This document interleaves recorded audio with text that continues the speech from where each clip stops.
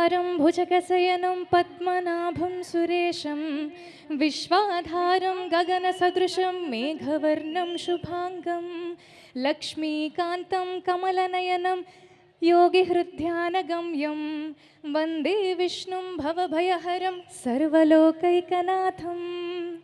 నాకు ఇష్టమైన దైవం వెంకటేశ్వర స్వామి.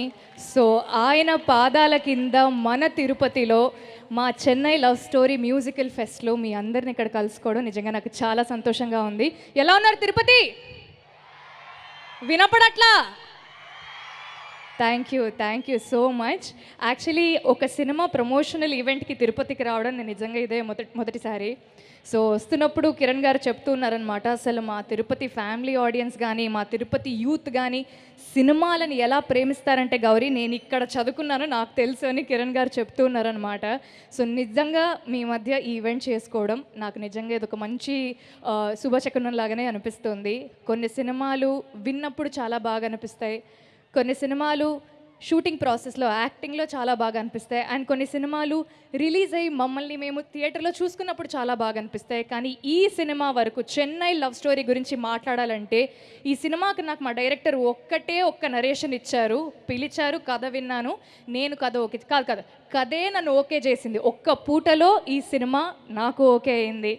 అండ్ ఈ సినిమా షూటింగ్ ప్రాసెస్ అంటారా, అసలు ఒక మంచి సీన్ చేసి ఒక మంచి షూటింగ్ తర్వాత ఇంటికి వెళ్ళి పడుకుంటే ఆ వచ్చే నిద్ర సుఖమే వేరు.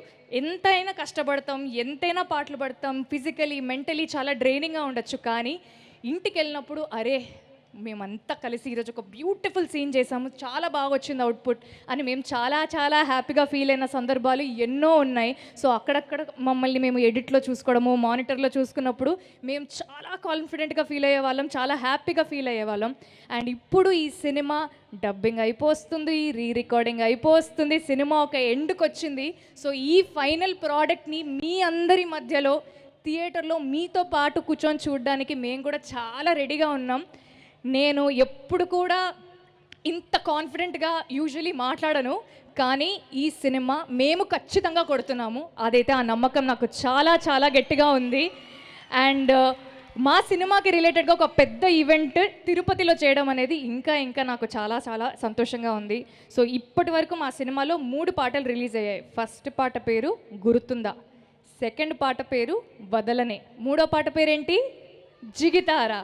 సో ఈ సినిమా చూసాక మేము మిమ్మల్ని అడగము గుర్తుందా, సినిమా మీకు గుర్తుందా అని మేము అడగము, మీరే మాకు చెప్తారు.